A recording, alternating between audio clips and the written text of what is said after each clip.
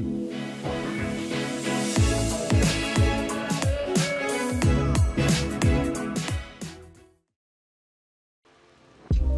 are tuning in to The Spiritual Tea with Reverend Dr. Kimmie, brewing balance for the mind, body, and soul. Hello, beautiful souls. I'm Reverend Dr. Kimmie. Now, what is the tea?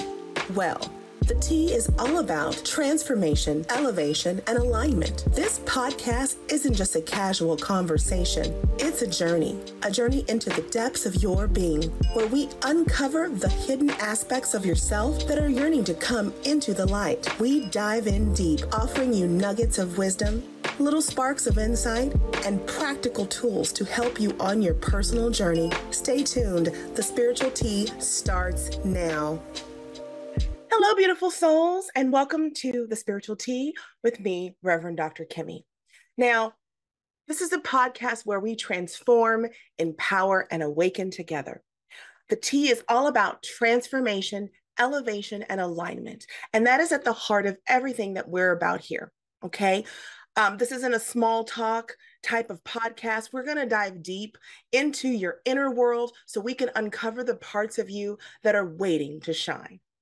Now, today's topic is something I think is really important. There's been a lot of turmoil lately. There's a lot of division, and I think we need to revisit love and fear. So I want to welcome everyone, whether you're turning in for the first time or if you're a returning listener or viewer. I'm just glad you're here. I'm Reverend Dr. Kimmie again, and let's get to it. Now, why love and fear? Well, why focus on that, right? Like, what's the big deal? There's that song, there's a thin line between love and hate, right? Well, there is, and these two energies are not just fleeting emotions. Love, we think of as an emotion, but it's an energy. Same with fear. For example, when you feel fluttery in your heart, or maybe your pet even, you feel that connection, right? That's beyond an emotion. That even resonates in your body, right? It is a energy. It is a vibration. Same with fear. So these two powerful emotions and energies basically are powerful lenses through which we perceive and engage with the world around us. They shape our thoughts, they guide our actions, and ultimately they do determine the quality of our lives. If we walk around in fear all the time, we're going to be afraid of everything, and we're never going to be able to really live. Okay? So basically that's why I'm focusing on those two energies, especially now, because where fear holds us back, love expands us. It connects us. It encourages growth. And anyone on your spirit, if you're wherever you're at on your spiritual path, rather, the whole point is expansion. Okay? We're expanding our consciousness. We're expanding our energy field. We're expanding. Life is all about expanding. And love helps us do that. It doesn't create walls like fear. Fear contracts us. It lowers our vibration. It creates walls. It puts up barriers between you and others. It fosters doubt, and it keeps us in survival mode. And I know life is hard, and we're all in some version of survival to a certain degree. But running on empty and running on fear and that constant survival mode is not good for you mentally, physically, or spiritually. Just keep that in mind when next time you think about too hard about your bills or something. Keep it in mind. So if you want to thrive, we need to learn to choose love consciously, not unconsciously, but consciously. Now, like I said, love is an energy of expansion. It opens up the richness of life. It allows us to deeply connect with ourselves, others, and of course, the divine. When guided by love, we feel a sense of wholeness, harmony, and alignment with our higher purpose. Love fuels creativity, inspires compassion, and gives us the courage to take risks that lead us to growth and transformation. It is through love that we can experience life fully, and embracing both the joys and the challenges and opportunities from learning and evolution. And also keep in mind, the universe always has your back, right? Nothing happens to you. Things happen for you. And that's part of that expansion and growth. Everything is done from love because you, remember, are made from love and you are love. Now, with fear, that energy of contraction closes us off, like I said. And so basically, we need to be able to discern and choose love consciously. We don't want to stay in survival mode. Now, there's some impact of fear. Like if you live in fear, there's a lot of things that it can bring up. It can impact our relationships, just like love does. It breeds separation, mistrust, and judgment. And we know we do not want to be in judgment. Love fosters unity and openness and empathy. And where you're using our heart chakra and definitely our upper heart chakra and connecting to the world, we're not going to be living in fear. When we let fear take over, it closes us off. You may feel protected, but it's a false sense of protection. You can push others away and create distance between you and people that you care about just because of maybe belief systems that you disagree on. You're pushing people away, and that's not a good thing. And now, why this matters in our spiritual practices to be able to choose love consciously is that from a spiritual perspective, focusing on love and fear and not fear is vital, because fear does not drive our evolution, but love does. And love aligns us with our higher consciousness and the flow of the universe. Fear is going to keep us tied to our ego. And I know if you haven't dissolved your ego a little bit, you need to start doing that, because operating from ego is not good. You have to operate from your heart.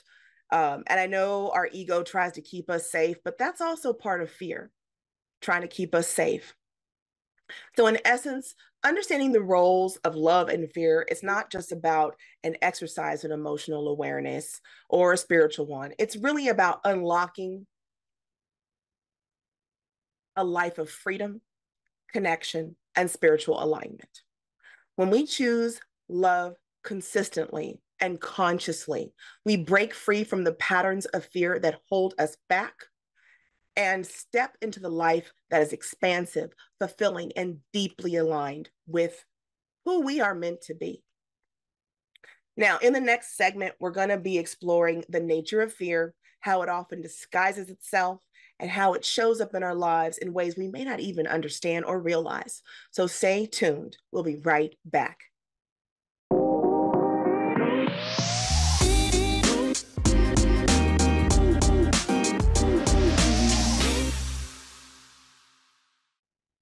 And welcome back to the Spiritual Tea.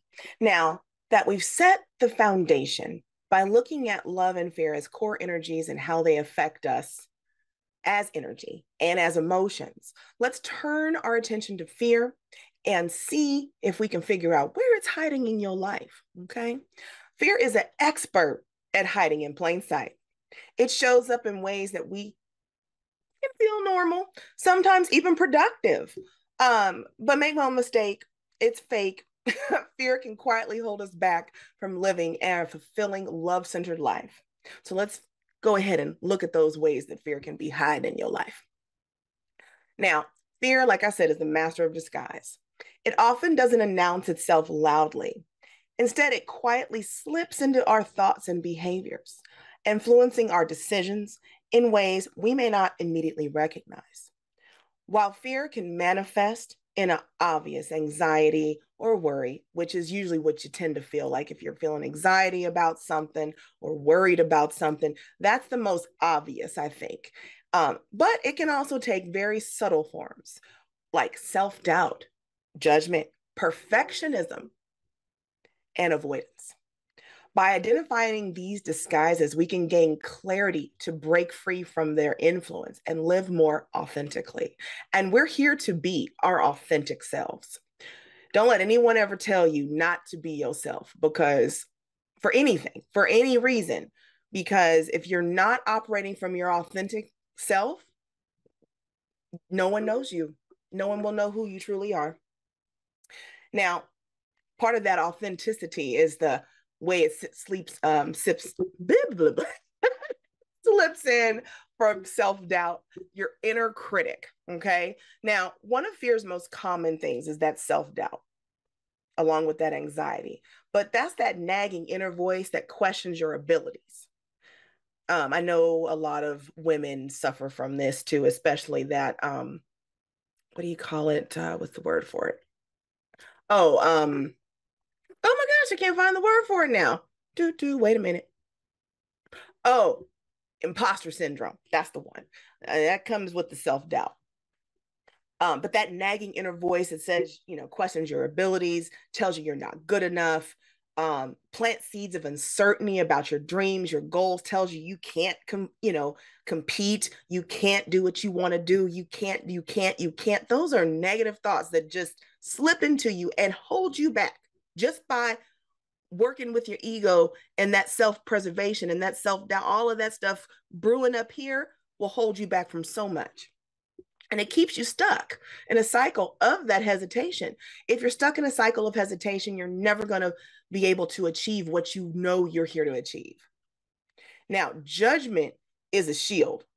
It's a wall. Judging others. Now, if you judge somebody, just keep in mind, when you judge somebody, you're judging yourself. So that's another way of looking at judgment, because when we judge others, it's usually a defense mechanism. So basically, it's a way to project your own insecurities outward. You don't want to deal with it. They have that problem. You think you're too fat or something. Let's call somebody else. So you're gonna put it on somebody else so you don't deal with it, but you still got it up here. So that fear can be paralyzing because it makes us overly critical of our choices, our progress, and even our worth in general. This judgment creates a barrier to self-acceptance and growth. Now, this also ties into perfectionism. I mentioned perfectionism. It may seem positive to always want to be perfect. And as someone whose moon is in Virgo, I can really attest and relate to this. That T must be crossed. That needs to be this way. This has to be that way. If it's not this way, I can't deal with it, right? On the surface, you feel like that's a productive thing to do, be perfect, everything needs to be perfect. But in reality, that's a fear of failure. That's rooted in fear of failure. If you don't meet expectations by your parents, by any of the programming that you're trying to disrupt, like negative programming, or just your own badly, something you feel like you need to do all the time. You don't know how it got there. For example, like, where is it that it comes from that you need to be perfect all the time? And society and the internet sometimes feeds into that too, because you look at other people and you feel that life is what you need, or that's perfect, when in reality, it's never that way. So this can also lead to burnout because you're trying too hard. Procrastination, because that's another thing. Procrastination isn't about you don't want to do something. It's because you have anxiety if you get it done. You don't, you have all those problems. So instead of doing all of that negative thinking and projecting and thinking you need to be perfect, the best thing to do is to just celebrate your accomplishments. Every little thing that you do, celebrate it. Why not? You here? Celebrate yourself. Don't have to be your birthday or anything. Celebrate yourself. And then you can break free of that fear that's disguised as perfectionism. Because who wants to be perfect? Seriously. That sounds exhausting. And just saying, I don't want to be perfect. I am perfect who I am. I am who I'm supposed to be. You are who you are supposed to be. And that's what matters. Now, another thing fear sneaks around and is hiding is the fear of the unknown. And this is where you start to avoid things. You don't want to do the new thing because you're afraid of failing. Fear convinces us to stay in our comfort zones. I wouldn't be doing this podcast if I was staying in my comfort zone. Trust. This is the thing. We avoid things, and this comes back to procrastination. We're avoiding things and delaying action because we're scared of failing. Never be scared of failing. People in this world who are, powerful or where they want to be, or you looked up to, whoever it is, they failed a lot, a whole lot before they got to where they are. Failure is nothing but a means of learning a lesson. That's it. Again, the universe don't do stuff to you. It does stuff for you. So that trap, and then with that, you start comparing yourself to others. Another thing, social media helps with this. Don't compare yourself to everybody. Comparing yourself to others is another thing where we're feeling we're not enough. That fear of inadequacy, keeping us focused on others instead of focusing inward on ourselves. And comparison only breeds insecurity, but it also distracts us from our personal growth and purpose. So it's distracting you while it's holding you back. So that's a double-edged sword right there. And when it comes to relationships, control and vulnerability are where fear really, really seeps in. Fear will basically mask things, your anxieties, that fear of, when you want to control somebody else, that's not love. Control is never love. So basically, fear will make you reluctant to open up, so you won't even be vulnerable. So even if someone is in a relationship where they feel like they're being controlled, they will not be open enough to express that. So you're holding yourself back. You're being inauthentic to your core soul purpose by not being vulnerable. And I know in this society, it's very hard to be vulnerable because you feel like, as someone who's empathic, you feel like when you are vulnerable, you're just putting out the mat for people to walk all over you. And that's not true. Vulnerability is key in your spiritual development. You have to be vulnerable. And by letting fear control you, you're locking down your emotions, you're locking down how you feel, you're not letting people know how you truly feel when you're hurt, or really any true connection to people. When you do that, when you're not being vulnerable, you're not really connecting with others the way you should. And it can be paralyzing, especially when it comes to relationships, any of this really. If it comes to relationships, fear is paralyzing you in one way or the other. Same when it comes to things you want to do. So I want you, and I don't give homework, like this is not a coaching session, but I want people everyone that's watching, why don't you write down the things that you feel you want to do in life, but you're scared to do? Write that list out. Kind of make it like a spiritual bucket list, if you will. Write some things out and see what fear is holding you back in. Because if fear is holding you back, the best way through it is forward. Okay? Now, when we start dismantling fear and the influence it has on us and recognizing how it's operating in our lives by observing our thoughts, our behaviors, like I said, make a little list for yourself, we can start to identify where fear is masquerading as something else. Once we see fear for what it is, we can choose to respond differently, leaning into courage and love instead. Fear can disguise itself, like I said, in many ways, but it's not something you cannot get past. It really takes the effort of digging deep into yourself and recognizing what you're afraid of, really. What are your fears? And don't judge yourself. Just what are you really afraid of? Are they imaginary fears? Because now fear is just an illusion. But like I said, it masquerades as things that are beneficial. So write those things down too. And when it comes to fear, and the thing that's really main reason I actually wrote this episode for today is division and separation and false light. When it comes to spirituality, some people will know what I mean with the false light, and I'll kind of explain it a little bit quickly. We are love. We are beings of light. Our soul is light.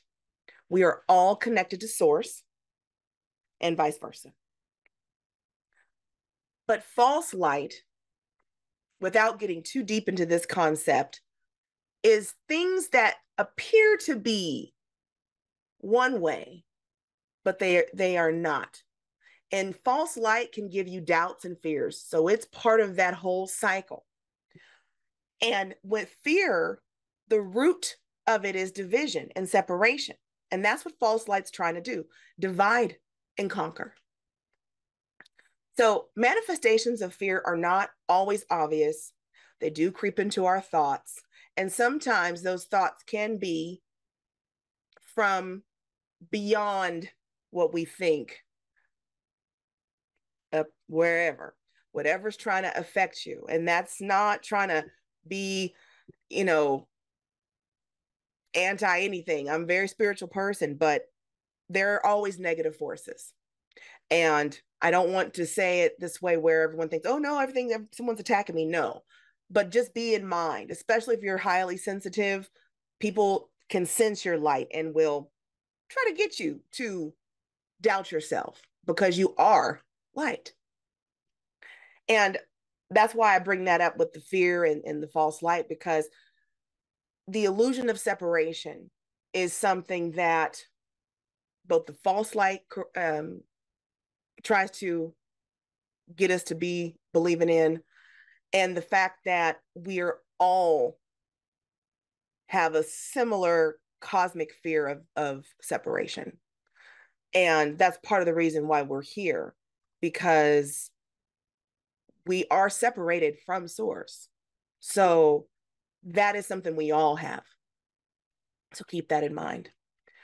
But now, the deception of the false light, it appeals to our ego.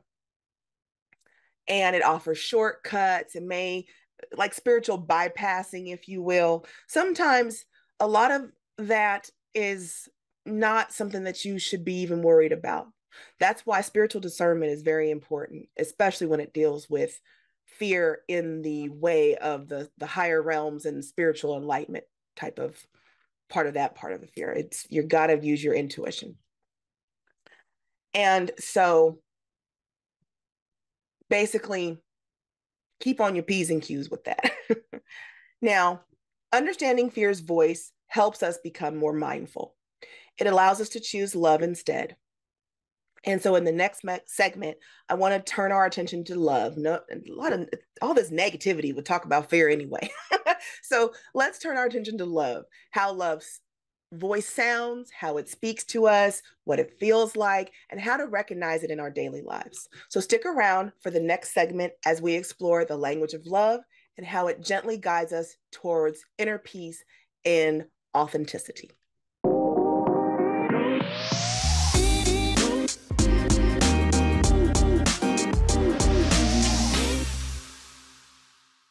And welcome back to the Spiritual Tea. We've just covered how fear shows up, touched on what the false light is, and gave me all the icky vibes. So let's go back and talk about what's good about life, love.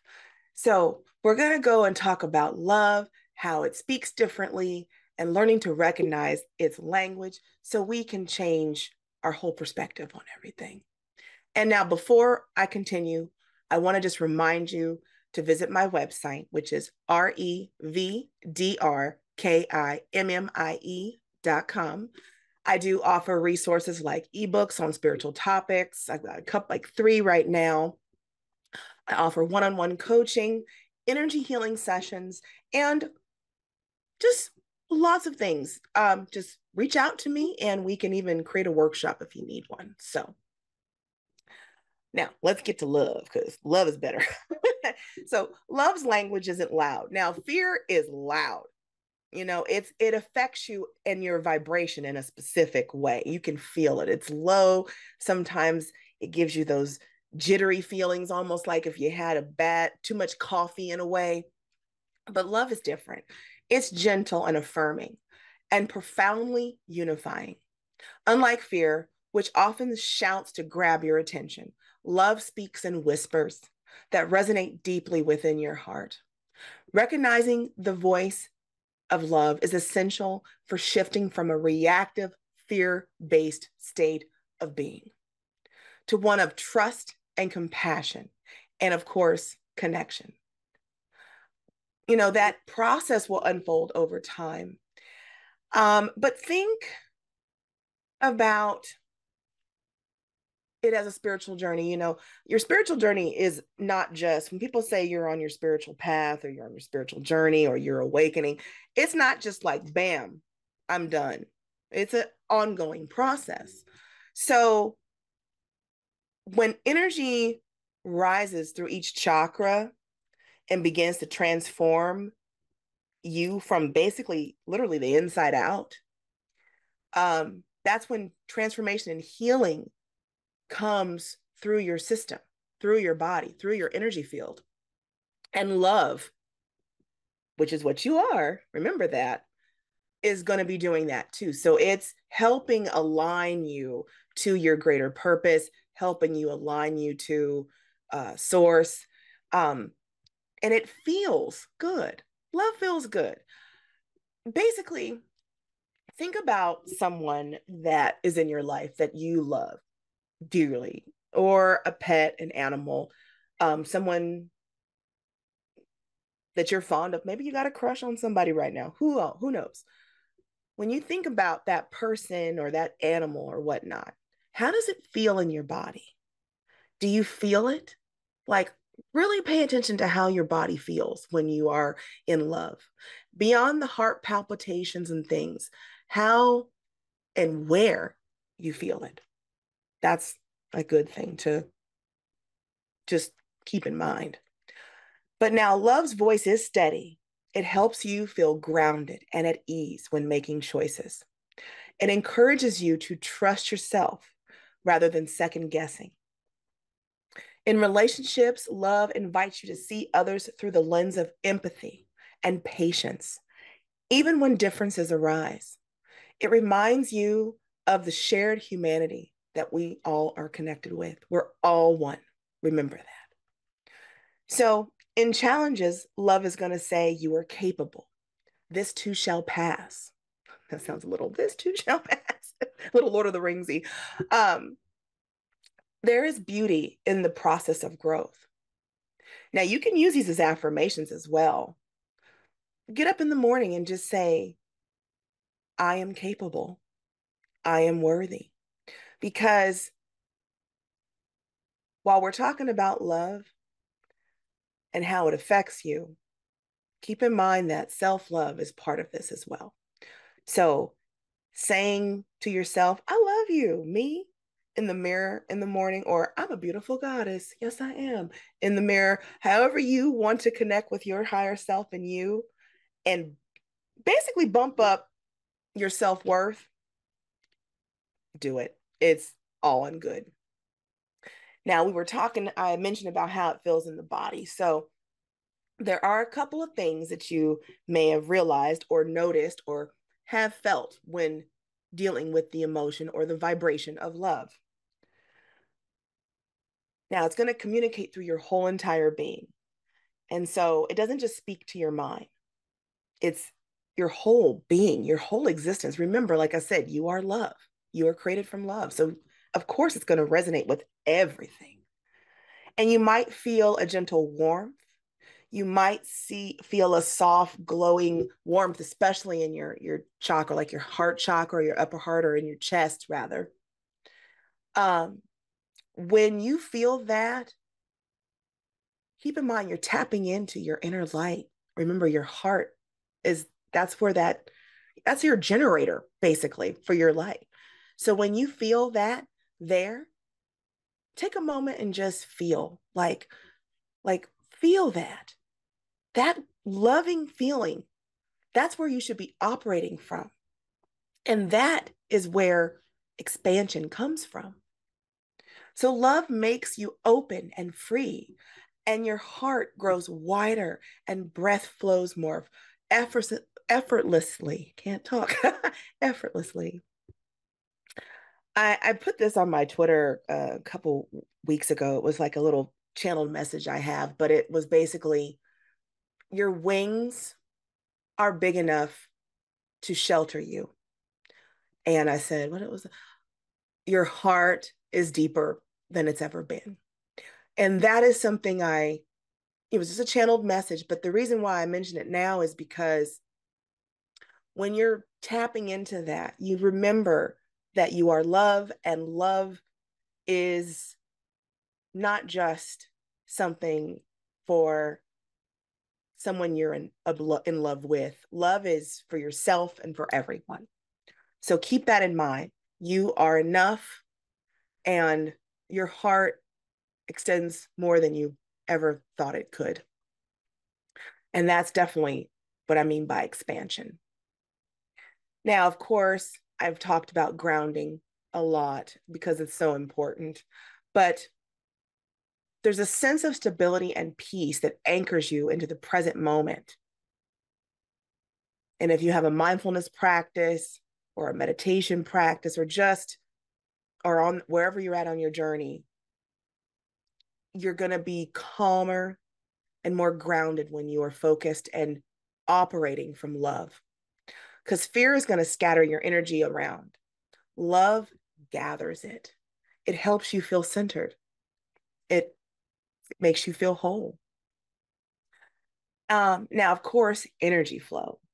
If you are an energy sensitive like me, you can pick up on little subtle things. But when it comes to love, you're going to get little tingly or energetic pulses that might also radiate in this area. So, with all that being said, we want you to practice ways to tune into love's voice. Okay?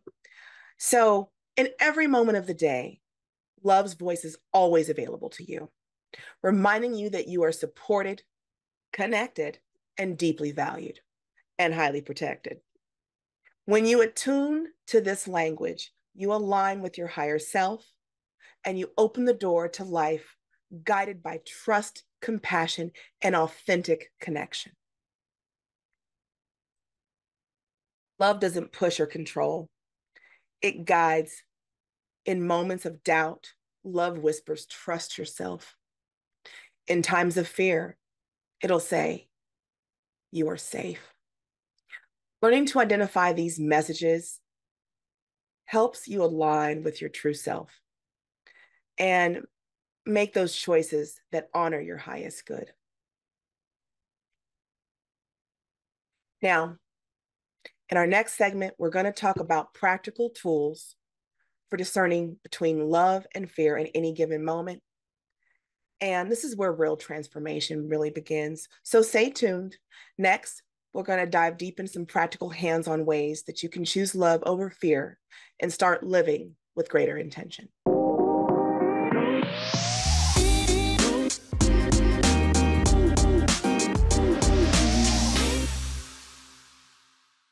Welcome back, beautiful souls.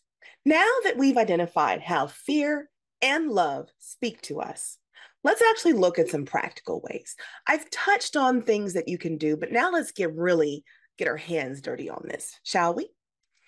Now, shifting from love to fear.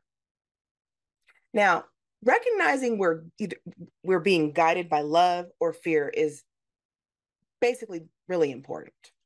What it comes down to is tuning into our thoughts and our emotions and the physical sensations. Both energies leave distinct clues. And with a little awareness, we're able to identify which one is influencing our choices at any given moment.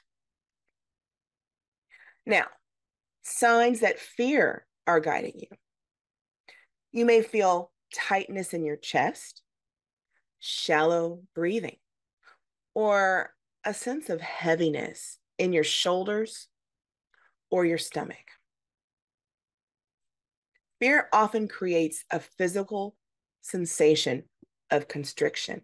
So you might feel, like when you're scared or nervous, say if you're a speaker and you are nervous, that knotty stomach feeling, that's a fear. It's still a fear, right? But that feeling, that knot in your stomach is what I mean by that like pulls you in, like you can only focus on these, feelings.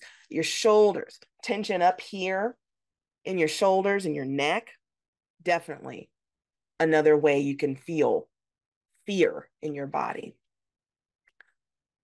When it comes to the mental space, fear pushes us, like I was saying, in survival mode. So you want to respond quickly. It's like that fight or flight type of thing. You need to fix something immediately. It has to be done now. It's a sense of urgency. That's a fake sense of urgency, yes, but it's that sense of urgency that gets you riled up. And of course, negative fear can just negative self-talk. It manifests from the self-doubt and the judgment, that harsh inner voice that tells you you're not good enough. I have a tip for that. Anytime that's ever happened to me, I tell that lady to hush. Hear that little, who do you think you are? You just tell them to hush. It works, trust me. um, and of course, when you have a focus on control, if you have a need to micromanage or control outcomes, that's fear trying to create that false sense of urgency. Now, signs you are guided by love. You feel calm and grounded. Love creates that sense of inner peace and stability, even when challenges arise. There's a quiet knowing, and your intuition is telling you, everything's going to be all right, because it is. And then, of course, openness and expansion. Decisions made from love feel freeing, not constraining. You may feel a lightness in your chest or warmth radiating from your heart space, or just an overall lightness in your body. That expression like a weight has been lifted off your shoulders. When you make a decision based in love, and maybe you were being guided by fear or something that was causing you to do that question, you finally make that decision based in love. It's like, whew, you can breathe now. It's like there was something on your chest and now you can talk freely, right? That's love. That's a sign you made that right decision from love. And of course, you can pause and reflect when faced with that decision. When you get those strong emotions, you pause and you ask yourself if it's right, or am I living from love or fear? So that's an important way to determine that in those situations, especially. So let me go into some ways to really know if you're living from fear or living from love, rather. Check your intentions. Everything is intention. So is a decision coming from a place of growth, connection, or compassion, or is it based in avoidance, doubt, or control? And that's where listening to your body also comes into play. If you feel that knot in your stomach or that release of the rock being lifted off of you, that's a big difference. You can feel it in your body. So listen to your body. Your body tells you a lot. Listen to it. One powerful tool, though, is mindfulness meditations. By creating a daily habit of stillness, we're able to become more attuned to our thoughts and can observe when fear beliefs pop up. during your meditation. Notice any tightness or tension or thoughts that feel constricting. That's signals to you if there's something going on and there's a fear that you may not even be aware of. So by practicing this, you can tune into when you're living in fear, when something is, maybe in the back of your mind during your mindfulness meditations. Just put it in a box, sit there and meditate. Don't interact with it. Just notice it. Notice that emotion and move on. But there's also a way to do something that I think is really important: gratitude. Practicing loving kindness and gratitude meditations. That helps open the heart chakra and reinforces love-based thinking. Gratitude is so important. Gratitude is important in our daily practices as spiritual beings. It's important all the way around. It helps you be thankful for everything, no matter how small, and from a loving point of view. You're not thinking about what you don't have, which is lack, which is another fear-based thing. You're focused on what you do have. So every morning you should say, or whenever works for you, but in the morning is a good one. When you first wake up, be thankful that you woke up. Be thankful for the sun warming the day. Be thankful for your cat at your lap. Be thankful that your husband is not snoring in your ear, possibly. There's so many things to be thankful for, small or big. And I just want you to think about how important that is and write down some things that you're thankful for today, if you haven't done already. There's another effective tool and I suggest this to my coaching clients, and I do it myself all the time, or anyone that really is very helpful: journaling. I know when we were younger, we probably kept diaries and yada, yada, yada, but this is different. Journaling is really more about not what happened to you, because a diary, I think, is like, this is what happened today. No, journaling is kind of like a letter to the universe in some ways. There are different journal prompts you can use. For example, write down a situation that you're facing and then ask yourself questions while writing in the journal. What would love say about this? And then imagine love speaking right to you. You might even get a channeled message at that point, and just write it down. That's a great way to reflect on everything you're learning internally as you're on your journey. And now, breath work is also very important. Try heart-focused breathing. Basically, you're inhaling deeply for about a count to 5, and you're imagining the breath flowing directly into your heart. So that, I'm going to put some meditations on my website actually after this podcast, because I have a lot of these. But breathing work is essential. Gratitude practice is essential. So there are lots of ways to make sure and connect to your heart and that expansion that it provides, and dampen down the effects of fear in your life. Here's some daily affirmations as well. Let's say some affirmations, shall we? I am worthy of love and compassion. I trust life to guide me with love. My heart is open, and I am guided by love in all that I do. Now, if you said any of those to yourself while I was saying them, how did that make you feel? It made you feel good, didn't it?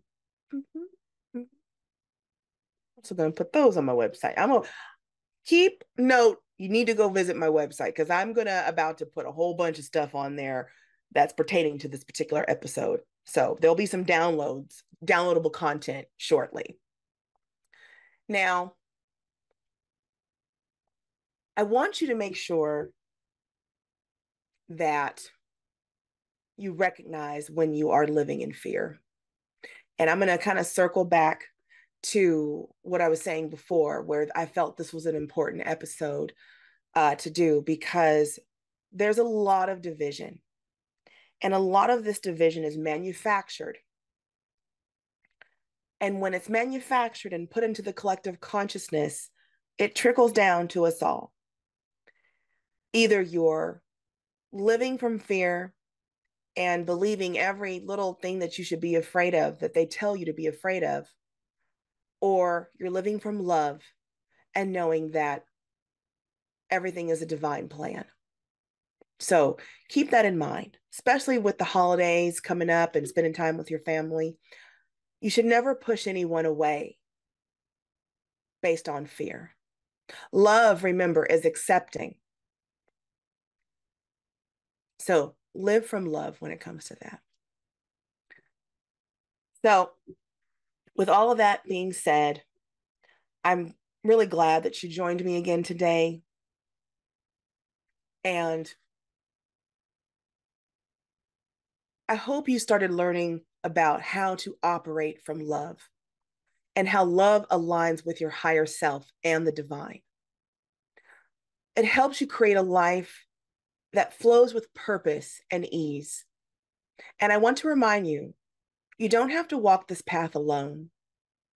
If you're looking for deeper guidance and tools to support your spiritual growth, visit my website, find me on LinkedIn, on TikToks.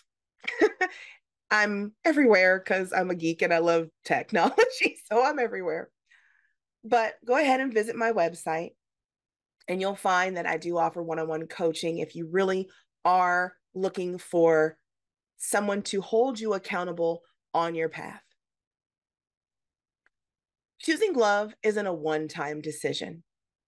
It's a daily practice, a conscious choice to align with the energy of compassion, patience, and understanding, rather than falling into fear and doubt.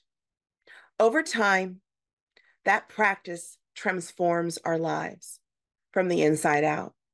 And it creates ripples of positive change in every aspect of our existence. And that includes what's not in our immediate surroundings. Any act of kindness or love that you do reverberates in the cosmos. It permeates everything. Operating from love is operating from your true self. And I just want you to know that that's very important. It's not about just the emotions. Like I said, it's spiritual. And choosing love expands our consciousness. And again, we are here to expand, not to contract, not to be fearful of who we are or what we are, but to know as we awaken to who we are, it's important to live authentically. It's important to live from that awareness. This awareness nurtures a profound compassion for others. It deepens our connection to the divine and fuels our spiritual awakening. And when that happens, fear becomes smaller. You will barely know it's there once you start living from love. You'll actually be able to check it a lot faster too. So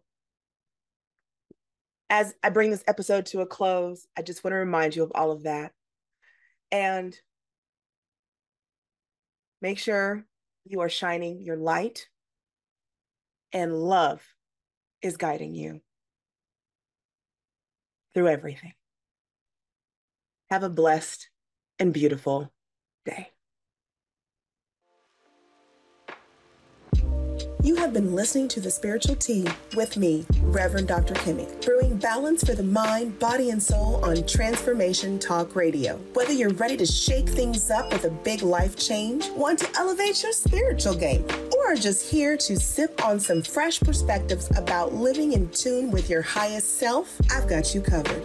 This is your personal tea party for the soul, where transformation, elevation, and alignment are always on the menu. Every fourth Wednesday at 11 a.m. Pacific, grab your favorite cup, settle in, and let's brew some magic together. For more information on how to connect with me, visit revdrkimmie.com. That's REVDRKIMMIE.com.